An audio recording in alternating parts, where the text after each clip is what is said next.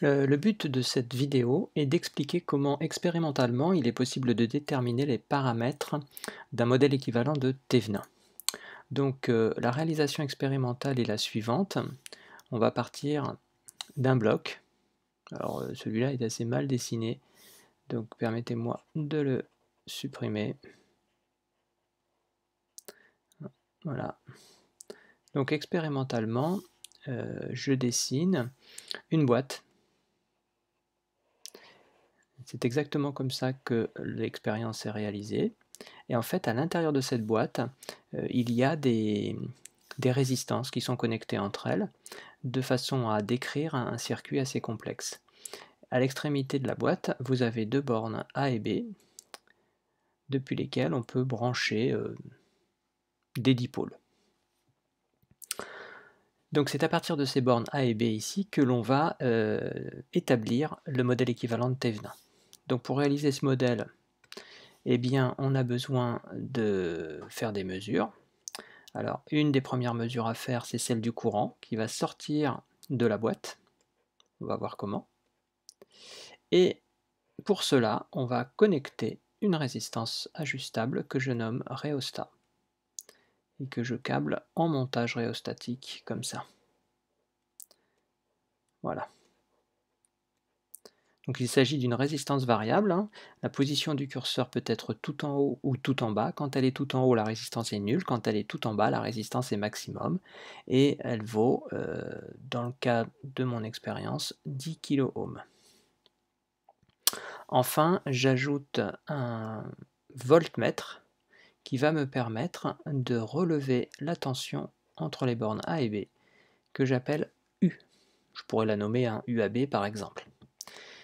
Je réalise à ce moment-là un tableau, donc en faisant varier ma résistance, je fais varier le courant, et je mesure donc les valeurs de ce courant et de la tension associée, et je place ça dans un tableur. Bon, ici c'est dans le logiciel régressif, vous avez des exemples de mesures qui sont donnés là.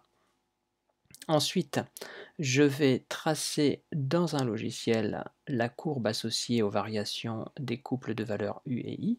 Donc je place U sur l'axe vertical, I sur l'axe des ordonnées. Et donc on obtient, si tout se passe bien, une série de points qui vont être plutôt alignés. Voilà.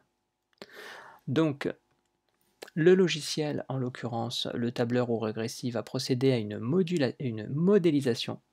Voilà. Et cette modélisation va conduire à l'établissement d'une équation. Alors évidemment, là c'est l'équation d'une droite qui ne passe pas par l'origine, donc le logiciel va me proposer quelque chose du style U égale à A fois I plus une constante B.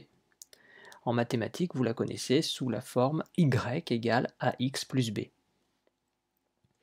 Les possibilités de la modélisation sont intéressantes puisque le logiciel va me calculer A et B.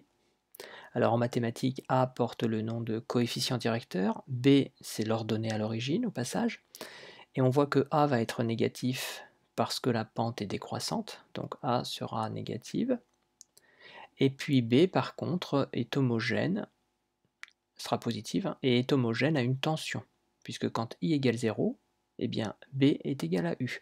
Donc en l'occurrence, il correspond au point d'intersection lorsque I égale 0, avec l'axe.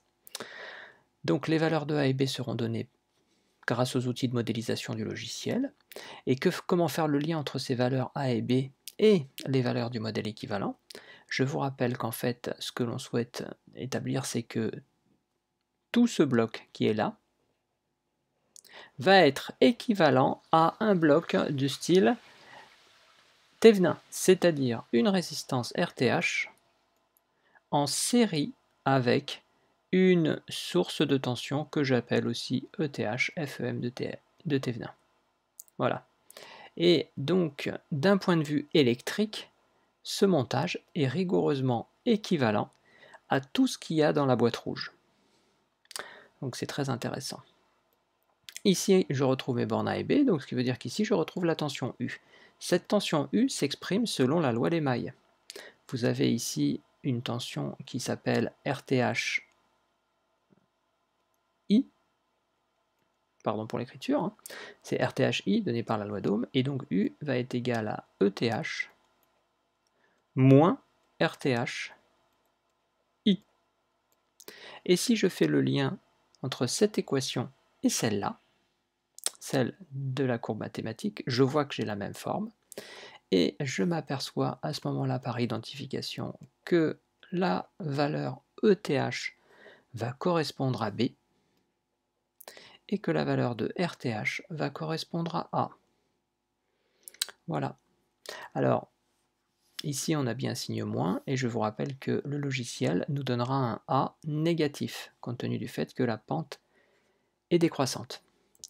Autrement dit, en connaissant les valeurs de A et de B, eh bien, on obtient ETH et RTH. Donc ça, c'est la méthode expérimentale. La méthode théorique, il y a de nombreuses vidéos qui expliquent comment s'y prendre. Cela conduit souvent à des calculs qui peuvent sembler un peu fastidieux. Il existe une autre méthode intéressante à connaître qui fait appel à la relation de passage entre un modèle de Thevenin et un modèle de Norton. Peut-être que dans une prochaine vidéo, j'expliquerai la méthodologie qui permet de gagner un temps précieux dans les calculs.